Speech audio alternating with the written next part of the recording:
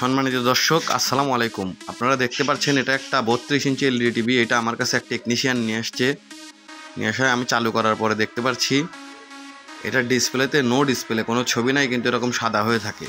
পরে আমি ওনাকে জিজ্ঞেস করার পর উনি বলতেছে উনি 3 KB লাইনগুলো কাটছে, অর্থাৎ উনি লাইনগুলো বেশি কেটে ফেলছে। আমি খুলে দেখি উনি লাইনগুলো বেশি কেটে ফেলছে। পরে আমি যে লাইনগুলো লাগানোর পরে আবারও চালু করে দেখার চেষ্টা করব আসলে এটার কি অবস্থা।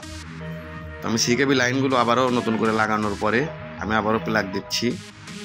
প্লাগ দিয়ে স্ট্যান্ড বাই রিলিজ করব।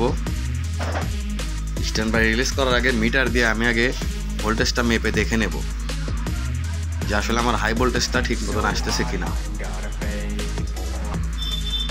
ওই পাশে স্ট্যান্ড বাই বাদ দিই, এই জন্য আমি মিটারটা ওই পাশে ঘুরিয়ে নিচ্ছি যেন আপনারা দেখার জন্য সুবিধা হয় আপনাদের। এই জন্য দেখেন আমি চালু করার পরে কিন্তু যেখানে মিটারের যে কাঁটাটা আছে সেটা কিন্তু অলরেডি এই যে ভোল্টেজ চলে আসছে। তারপর আমি ডিসপ্লেটা উঁচা করে দেখার চেষ্টা করলাম যে আসলে ডিসপ্লে আসছে কিনা। তো আপনারা দেখতে পাচ্ছেন আমার কাজটা কিন্তু সম্পূর্ণ ওকে। ধন্যবাদ সবাইকে। আসসালামু আলাইকুম।